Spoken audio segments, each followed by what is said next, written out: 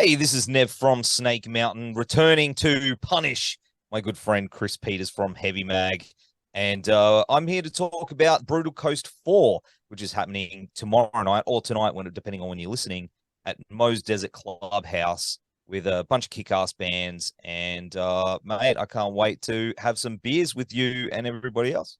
Oh yeah, brother. It's good to be punished by you, mate, no matter what time of the day or night it is. She's always the same, mate. Like, it's that time of year again when Snake Mountain prepare for battle with Brutal Coast at Moe's Desert Clubhouse. It's Friday, September 15th. So it almost sounds intimidating, bro. Brutal Coast. It's an evil name. Yeah. Well, I mean, I think it sounds I always thought it sounded kind of cool. You got to have, if you're having a show, you got to have a cool kind of name, to sort of, I like having that branding on it. When you get everyone together and once a year, it's a good time. So, but it sounds evil, but it's not. We're all happy metalheads.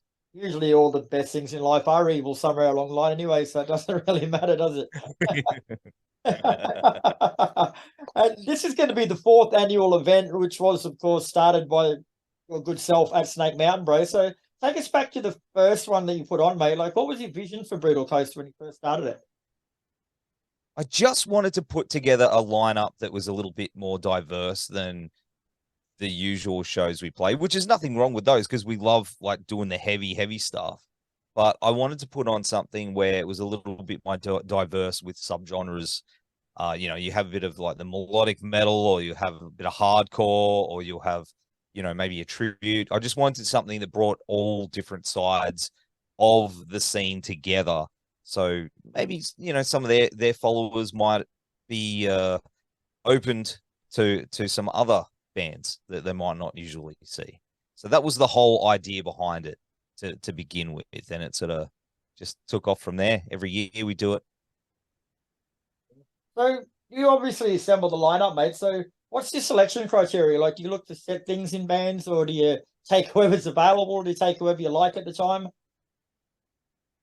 It just depends. Usually it's, I'll start with bands that I'm friends with and like, because it's about, for me, it's about having a good time with some mates, but also diversity in their music as well, that are different from us. That's the other thing I look for. But I think, yeah, mainly it's friends bands that I like. That's in the scene, mate. And this year you've got yourselves, Chaosphere, Ahiru, and Death Proof, mate. So run us through each of them individually and tell us why you chose them for this year. So we'll start with Chaosphere. Chaosphere, I've known those boys for a very, very, very long time. Really awesome guys. Love the band. They've just got this energy live. And it's just, they just draw you in, and they're just all really, really good dudes. And I hadn't played a show with them for, man, it's been a couple of years. So it was about time to call the boys up and get them on the lineup, get them on a show, and have some beers. So that's why I was looking forward to that one. Another band, A Hero. I haven't played with those guys before, but a lot of people have been talking about them and how they're really cool, and they're doing something a bit different. They're a bit progressive, a bit melodic, and I just really want to check those guys out. Another band is, of course, Death Proof, who are a local hardcore band. I've known some of those guys for years, going back to Music Mania when I used to work at Music Mania. So it was cool to sort of have that connection as well. And, obviously there's a bit of a separation at the moment between the hardcore scene and the metal scene. It used to be a little bit more of a crossover. So I thought that'd be cool to bring that back together. And what better venue too than Moe's Desert Clubhouse, mate? Like, every time you go to a gig there, it's just everything from the production to the bar staff to location. It's spot on. It's tailor made for it. Oh, it's the best. It's the best. Like, Christian and the crew there always look after us. They're always so chilled out.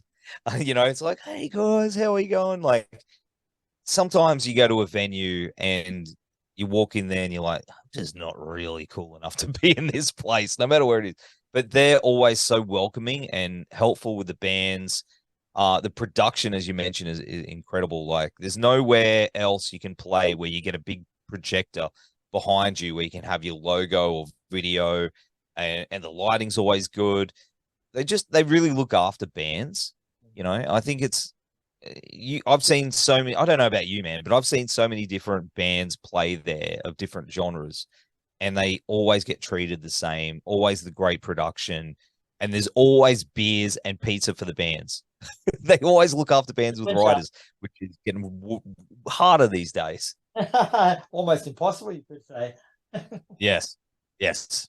And you're an active part of the Brisbane, the Gold Coast music scene, mate, as an artist, a media personality, and just generally on a social level, mate. So what's your point of view on the current state of the local music scene? That's a really good question. Thank you. I don't quite have an answer for, because it's always changing. And you know, when did you move to the coast or to Queensland? Ah, shit, I came out from Cairns about 2016, I think. Okay.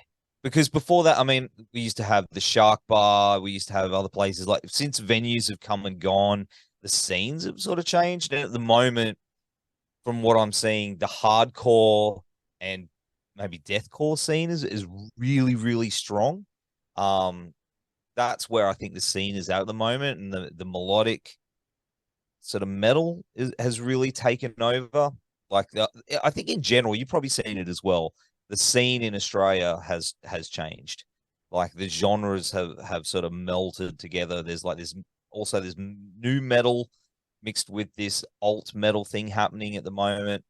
But I'm all for it, man. Music, as long as it's all bringing people together and it's heavy, that's what's important. And as long as people are supporting each other and they're not, you know, stabbing each other in the back, or, you know, we've seen that in scenes many years ago. You know, people sabotage gear, or they, you know, try and fuck with each other. But I think that those times have gone, and people are a little bit more accepting of different subgenres. But there is a bit of a segregation between metal and the hardcore at the moment that I think needs to be brought back together, so everyone's looking after each other, if that makes sense.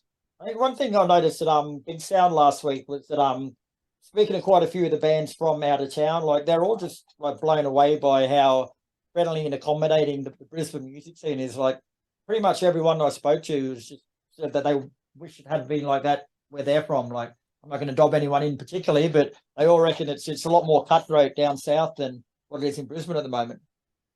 Yeah. Yeah. See, I haven't heard that, but I find that really interesting to hear, because I went through that like 15 years ago. You know what I mean? Like, that's how some would describe some of the scene here. You know, that's really surprising to hear. So, do you think why do you think that is? I'm not sure about Brisbane, like, specifically, but I've got a bit of a theory that a lot of people don't agree with. But I sort of trace it back to around the times when all the Battle of the Bands started happening about 15 years ago. Like, all of a sudden, instead of people going along and supporting other bands, they were actually competing against them for either support slots or for money or for holiday, whatever it was. But it took that camaraderie out of it. Like, instead of bands sitting at the front of another band show, they'd be standing there with their arms crossed, like, looking at them, picking their set to pieces, just hoping they fucked up. And I think that sort of slowly brought a bit of division in, took the unity away. That's one of my theories anyway. I agree with that. That's exactly what I was saying before. You just worded it better. Better up. Better and stuff. But that's exactly right. And I think because there has been less, you're right, there has been less competitions, that people have been more supportive of each other. 100%. I think you've nailed that there, man. Yes, especially the ones that go down to, like, what is it, public voting, or, you know, people's choice and shit, because then all of a sudden, whatever band's got the most fans there, they win the event. So it's slowly starting to fade out, because, like I say, there isn't so many of them getting around now, and I think it's starting to get out of people's systems. Yeah, it's definitely a blight for a long time. I agree. And there is something else. I know this is a bit of a controversial hot take, Awesome. but I'm gonna piss people off. But there's a thing where where bands are selling tickets for shows. You know, it's nothing new, but I have found that some bands are a bit sneaky, and then they'll approach other bands, followers or family or friends, and undercut them.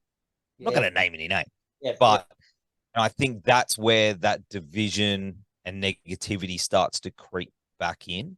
And I think that's something that the scene needs to be very aware of at the moment, because I think that could flare some bullshit up again, and that's not what we want. It's not where we want to go. So I've never actually thought it that way before, but you make a valid point.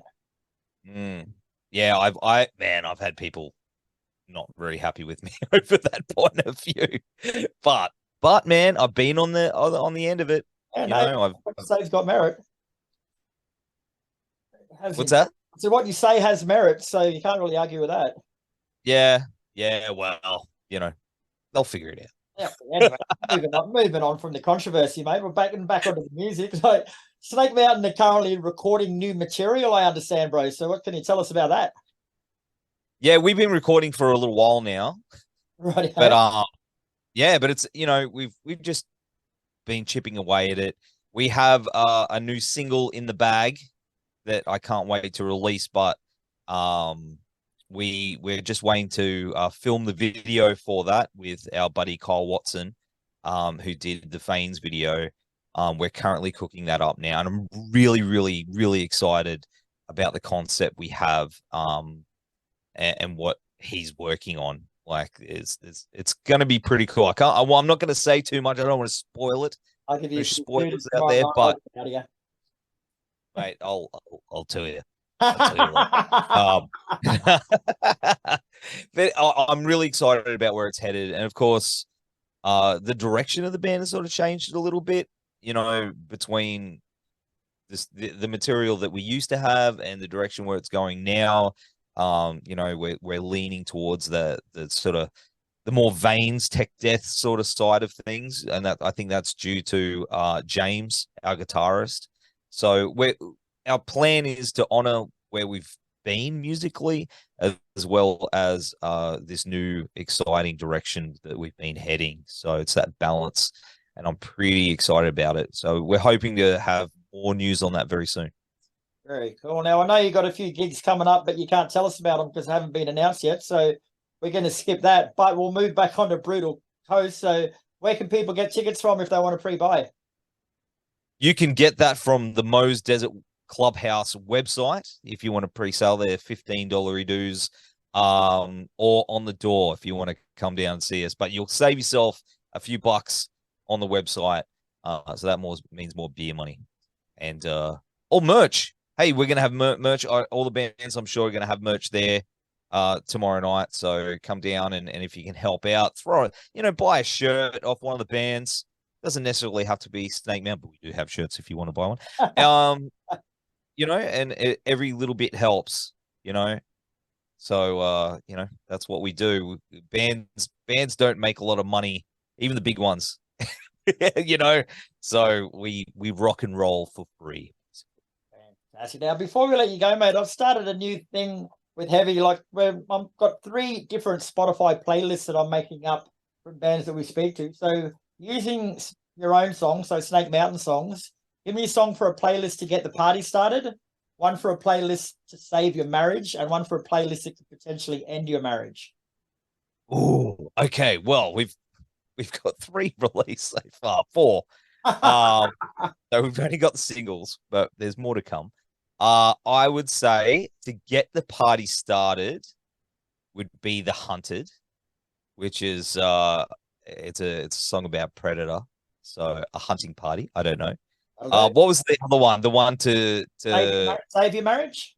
Save your marriage. Okay. That would be The Burden, maybe, because it's a melodic song, about family and responsibility and giant robots. So, and the other one, To Destroy, The other would one be to end your marriage. Yeah, not destroy, but maybe end.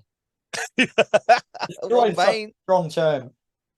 Okay, all right. Well, I would say veins, because it's brutal and it's angry and it's about Batman and Batman works alone. So I don't know. I guess that'd probably be, I don't know. That's a really bad explanation. But if you add that to the playlist, it'll take you on an emotional journey that I am not responsible for.